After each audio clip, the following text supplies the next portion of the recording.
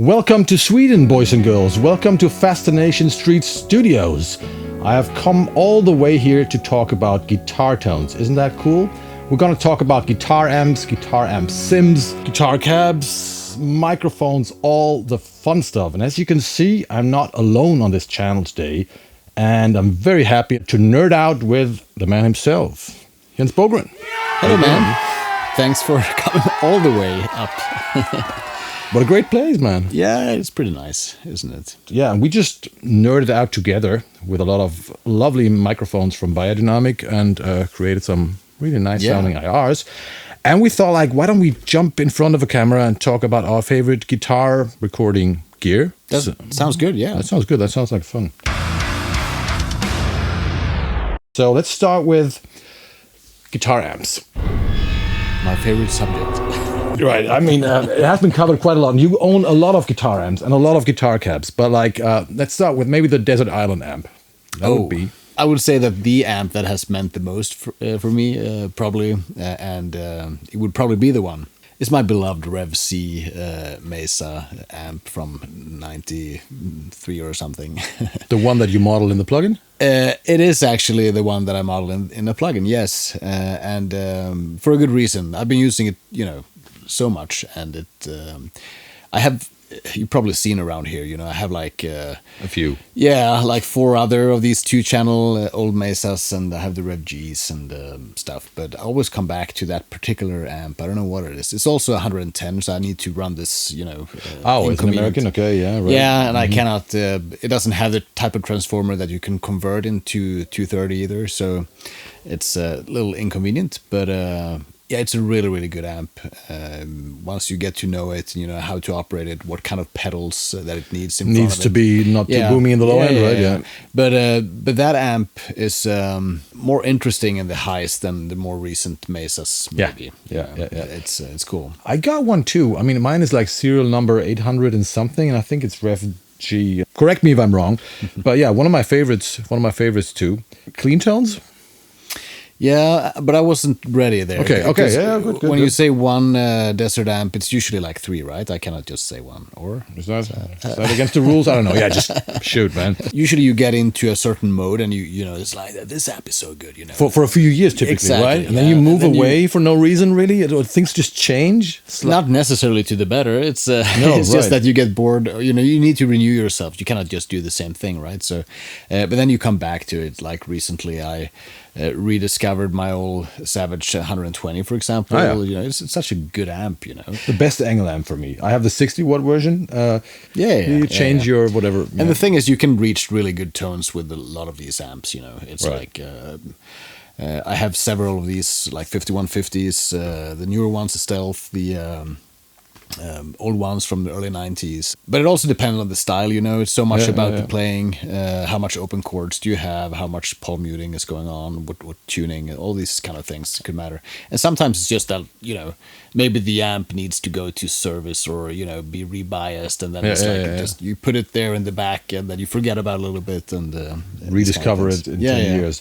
But do you mostly combine different rhythm guitar tones on one album, or blend them? You mean for different songs, or in the same? Same song, like having whatever. Yeah. 2 amps. I've been doing that a lot. Like, there's no strict formula, but the strict formula that I do have, at least for 95% of the times, is that I don't layer the same setup 4 times, meaning left, right, and left, right again, because I could use the same head usually. I mean, not usually, but I could do that. For me, it's important that there are 2 different cabinets there, because it just helps, because you get this like almost white noise thing that is such a frequency imprint, and just mixing that up will help, especially if you have the guitar 3 and 4 playing like alternative stuff, maybe more open chords, less distortion, something. It just helps cutting through if you have a different cabinet setup. But usually I would do a different cabinet, different head, maybe even a different pedal, so the whole chain is different for guitar 3 and 4. Just to give each of the players, so to say, their own space. It doesn't have to be 2 players. It could be the same player. I mean, I'm just like, of course. The 2 tones. It's just something with the face there that it becomes nicer that way. But then if it's an album where it's not 4 guitars, where it's just the 2 guitars, maybe it's a thrashier, faster album, it just gets messy to do 4. That could be sometimes. I always do the empirical way, I do different setups. I do them for both sides, for all 4 guitars if there are 4, and then I would sit down, like calm in and try out. It's like, okay, yeah, actually the diesel VH4 on the left. Okay, so probably also different tones on left and the right. Okay. Could be. Okay. That's that seem to really complement each other and glue. You get a little wider sound.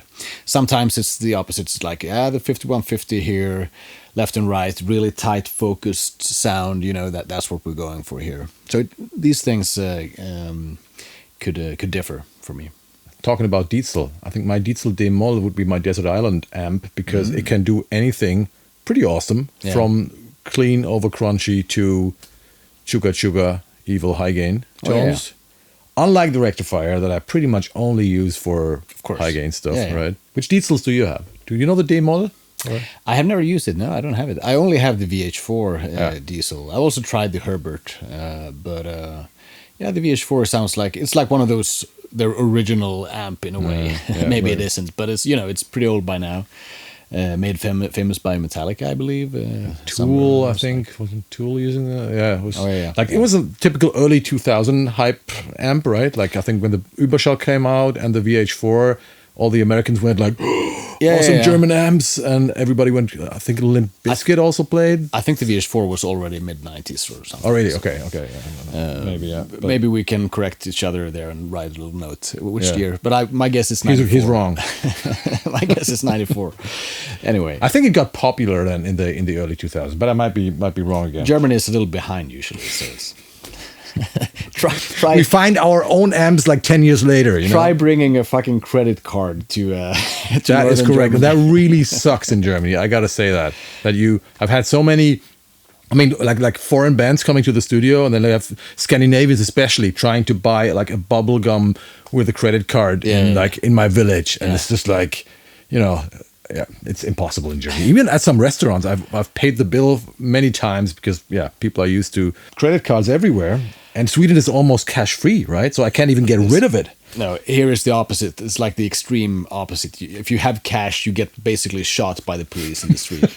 I can tell you that Guitar tones. If the Desert Island thing was about being as versatile as possible, not just as metal as I am, just thinking about the high gains. I also have a different side. I also have a softer side sometimes. I would actually say that the Marshall GVM is a very good amp. It's actually my main 4-channel thing, right? Yeah, exactly. It's surprisingly good. For me, that was like them coming back to real tube tones after being out on a lot of ventures, doing great amps in the 70s and 80s, and then a lot of bad amps, in my opinion, and then JVM sounds like a real tube amplifier again. It's just a little noisy. I remember it It is, yeah. But I was actually using that for the main tone of Opeth, the Watershed album. Oh, really? And was actually them bringing it to the studio because they got an endorsement time, and I was thinking, that's not gonna fly. But it's like, oh Christ, this is good. That's a great sounding album. And I still use that amp a lot for some high gain stuff, but also for the clean and crunchy stuff. Because for me, a clean sound usually sounds the best when it's a little bit crunched up. Yeah, same here. And some amps just take that in a better way, where it doesn't get like added to the sound, but it's like an integrated part, and it works really well. Of course, the pickups and the guitar plays such a huge role here as well in the clean sound. I don't like normal metal humbucker guitar for this kind of thing. I prefer the classic guitars like a Telecaster or a Strat or something. I actually have a Bassman from '54, which is pretty amazing. The Fender stuff. This is not Desert Island. Now I came into the clean sounds, right? From versatile to clean. Yeah, but you answered the question. Marshall JVM. The Marshalls are really 410, good. I think, right? Is the JVM 410 is a 4-channel version. But those like old Fenders are really great for those for the clean stuff as well. The twins, but maybe even more so the Super Reverb and Bassman amp. What about AC30s? Yeah, fantastic. Top boost. It's also one of those like Class A super open direct sound response instantly. Yeah, I recently checked out the Blue Bulldog speaker, talking about AC30s in a metal context, in a Mesa cab, and it was surprisingly good. Yeah. So I have it there in one of my Mesa cabs right now. Nice. It's really expensive speaker. And that brings us to the next chapter of this wonderful video. Or is there something that you... I'm just going to say that I'm nervous about this chapter because when you asked me about my favorite cabs, I realized that... Don't mention Mesa, that's boring. So. Yeah, I know it's boring, but all my other cabs, I have Frankenstein them so much over the years. So he doesn't even know what's going on. I don't even know anymore. So we just did an IR pack here together for BEYERDYNAMIC, as you might have seen or heard already. And I was really curious to find out which speakers ended up in his Frankenstein Marshall cabs, and that guy... doesn't know shit, It's just like, but you just know that one sounds good, that one sounds like this, and then you just pretty much, yeah. I'm not overly nerdy about this. I was a little bit lucky early in my career to get the right kind of amplifiers, I guess. So I haven't given it too much thought, but of course I've tried everything, and I've ordered like the golden area V30s, and I've I have greenbacks and I have heritage and I have creambacks and whatnot. It's just that I really have been modifying a lot, and it's like, yeah, this wood I like. It's really good, It's old 60s Marshall. It weighs twice as much as this Marshall. Then I'm gonna like this, and then I put something in, and then it's not so easy to just unscrew and check what it is, right? So it's fun though. Yeah. So I do have a lot of different. I gotta say, I mean, I did so many speaker shootouts, but I used YouTube as an excuse because you can't really do that on a real production. Spend the time, you mean? Yeah, so you just don't do that. So I discovered YouTube as an excuse to finally try a lot of stuff that that was a lot of fun for me, because I also now have my go-to cabs, and I gotta say, if I'm completely honest, I also recently, and also on this Beyer IR pack, I pulled out my Marshall cab, and I know it's Jensen speakers in there, but it's like, which one is which? And at some point it doesn't matter, right? You just, if it sounds cool. At the end of the day, but you know how, I know some people, especially on the internet, really needs to know what it is. Yeah. But I mean, like, what I've seen is you basically have Mesa cabs, and they're like untouched, like from the good years, so to say. And then you have vintage Marshall cabs, and they're like a bunch of them, yeah. They're like loaded with greenbacks, heritage. Greenbacks, heritage. That's what I know, at least. Yeah. And they sound great. Yeah, and there's some other. I have a Black Star amp that's really good as well. I think it's loaded with V30s from the same like era. Okay, old one. Yeah, and I have a MF400, also Marshall thing. That's my Jensen cab now. Yeah. Because I also switched. Like I used to think it was cool with the 75 watt things or 100 watts actually. K100 or something. Yeah. But I did swap out. So I do have 2002.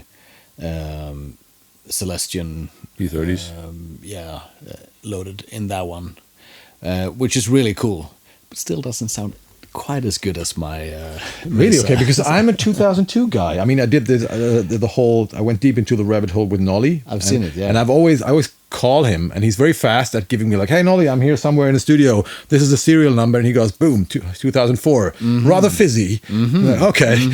So he has to rather fizzy. Yeah, exactly. Give me that list, please, so I don't have to call you.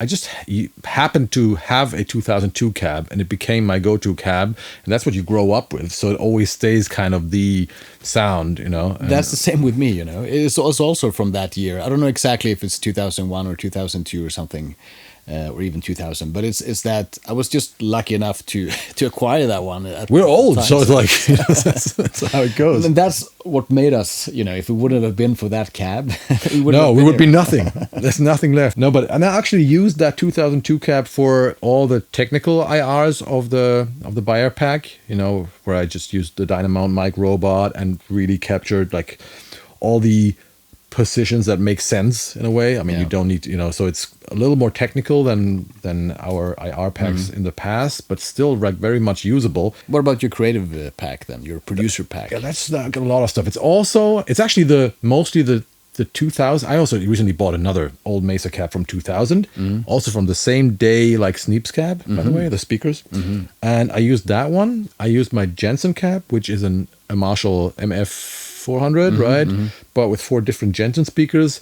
And then I have another Mesa cab that is 4 different Eminence speakers that I used on my Eminence pack. So DV77, Swamp Thang, CV75, and another one I don't remember.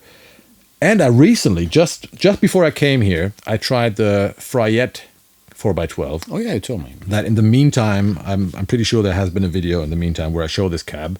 And that sounded impressive because I even told Stephen Frayet, I'm probably not going to use your cab in the video. So that was a long conversation to convince him until I tried it. And so he laughed at me and said, like, well, actually, it sounds badass. So that's a nice cab. And that is loaded with custom speakers from Fane. You know, Fane is like old British brand. So there's a lot of options out there. And as we both know, like the speakers are maybe the most dominant part of the guitar tone. So if you change something there, it's like completely unscientific. I usually claim that it's 80% of the sound. So, but it is extremely important, and also how the amps react. You know, it's not only about the frequency response; it's also about the load curve and stuff. Yeah, impedance curve and how they right.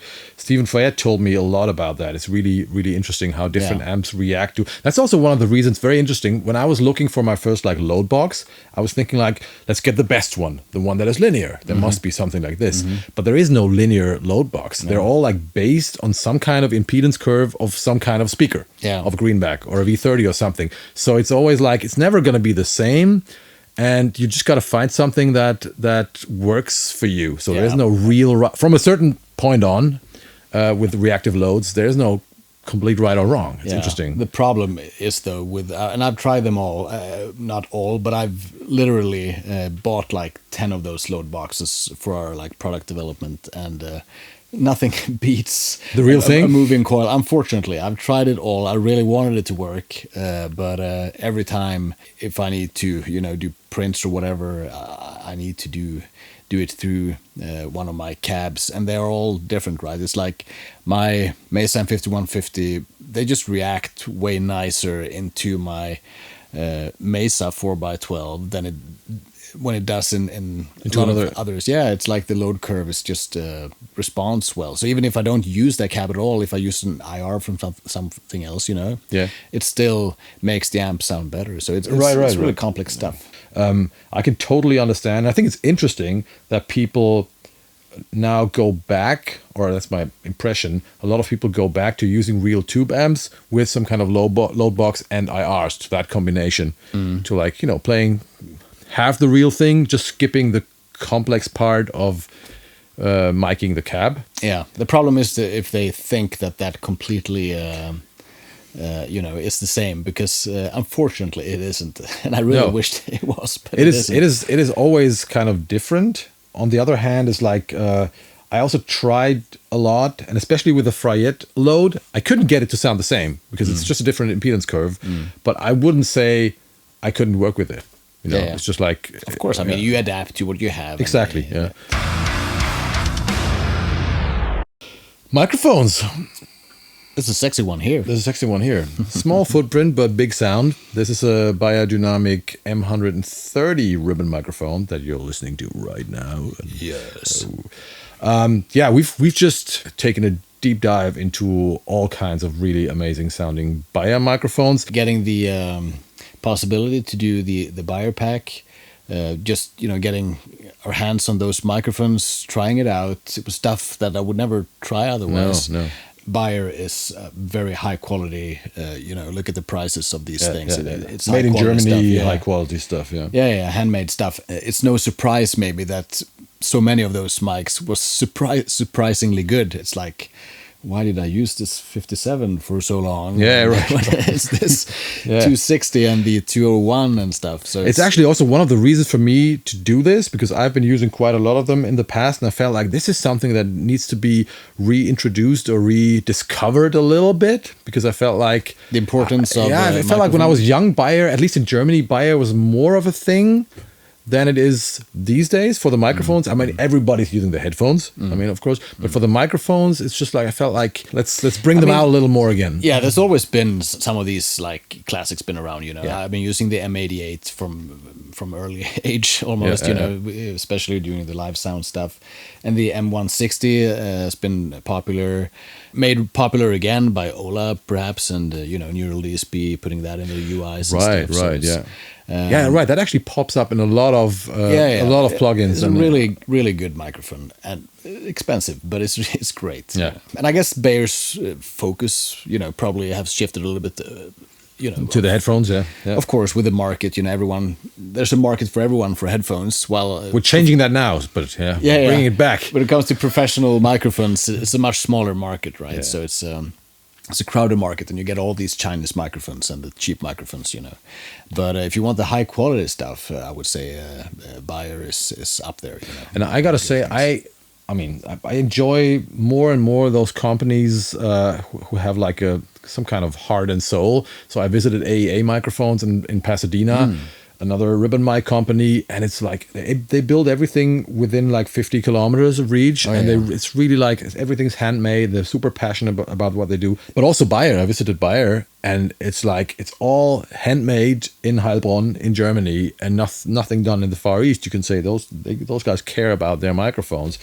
Same story with Austrian Audio, with AKG moving to Far East. I just like companies that have, first of all, have their own designs instead of copying something these days, another something, and have their own designs. And Beyer mics are unique, made in Germany, and that's just, I don't know, it's a sense of quality. Yeah. I mean, I like my BMW, and I like my Beyers and Neumanns. Check them out, and check out the IR pack. That gives you like a very good impression, because it both contains our producer or creative IRs that are like what we call production ready, but it also includes some more technical IRs, so you can really go crazy with blending mics and creating your own tones, including, I don't know if we mentioned that, historic mics that you can't get anywhere else, including a headphone mic, turning a Beyer headphone into a microphone, and a lot of other fun stuff. I even throw in some bass IRs in there. First bass IRs from Jens. How cool is that? I think the only thing we haven't covered, now talking about the M160 in Neural DSP, let's talk about AMPS. And of course, you're not allowed to mention your own ones, which might be your favorites, but other cool AMPS that you like? I don't use many, to be honest, but this is one of these things where you have access to all this stuff. You don't really use Sims, maybe, but my company Bogren Digital has been developing some stuff there. I've been diving into a lot of the stuff, and sure. There's some really good stuff, obviously, out there. Neural DSP probably being, the prime example of quality, and the developer behind STL Tones is a really talented guy, and some cool stuff. Aurora Audio has some, smaller upcoming company has some really good stuff as well. So I'm not an expert in that field, since I don't use them on a daily basis, but it's impressive where technology has gone, right? Same here. I think all of that stuff is really good and totally usable, but I felt like, for me, there were two companies that kind of stick out, especially when it comes to like feel, and that was your stuff. Haven't used everything, but especially like also the REV-C is something that if I just want to record something quickly, if I just want to, play some guitar, or just, record an idea or something, I always use that one, because it just works. And it even works for not for clean tones, but like for crunchy stuff and for high gain stuff, and it just feels really good. And I like a lot of the soft tube stuff, the Marshall stuff they do, because I feel, if you haven't checked it out, I really feel like their Silver Jubilee, the Lemmy amp, the bass thing, and some of their other amps, the Kerry King 800, really, that was done with Terry Date, I think, but they really feel amazing. Like, so I can imagine. I mean, Softube is such a high quality company in general. It's like two Swedish companies, so Bogren and Softube. That's what I'm basically using if I use something, but most of the time for me as well. I feel like maybe that's just me being naive or whatever, but I feel like if I use the real thing, I'm kind of getting more creative, and chances are higher that I end up with something new and not repeating myself too much. You know what I mean? Instead of just going like Kohle preset number 5. No. Yeah. But that's how it works. If you are a producer and need to be creative, you need to like constantly break ground, and that's why the whole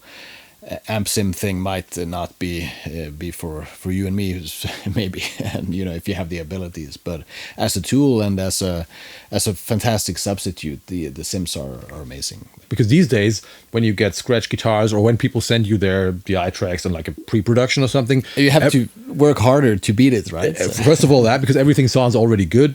Typically, it's some kind of neural DSP stuff or something. So it used to be, you know, really bad 20 years ago. So you could just do anything and you would be better. Right? Exactly. And these days it's harder. So it's more about not getting better, but I think like finding the right tone for that production, because very often they just throw some kind of, let's call it generic thing on there. We're not actually thinking about what do I need as a, I don't know, black metal band or as a death metal band or as a power metal, but what do I want? So for me, it's more about finding an identity. Identity and something that's just right for whatever music that is, you know? Yeah. Thank you so much. Thank you for coming all the way up to Sweden. I'm having fun here. We're still not done, right? So in the meantime, when you see this video, probably we have already released the BEYERDYNAMIC IR pack. So do yourself a favor, check out the link below, get the pack now, make us rich and famous, and make your guitar tones a lot better. That's all for today. Thank you, Jens. I see you in hell, motherfuckers. Thank you. Bye-bye. Hey there, I'm Jens Bogren. And this is Christian Kohle, and we've teamed up with BEYERDYNAMIC to celebrate their 100th anniversary.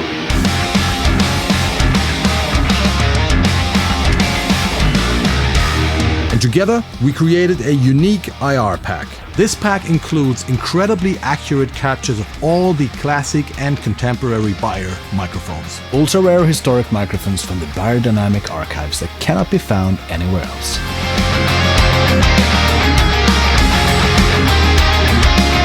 This is a sonic playground, a tone journey through 100 years of German microphone history, ready for any type of modern guitar production.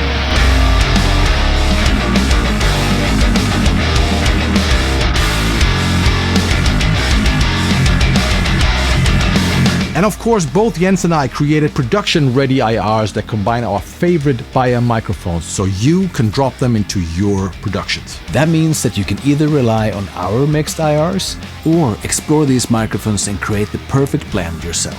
Time to celebrate this BEYERDYNAMIC anniversary together.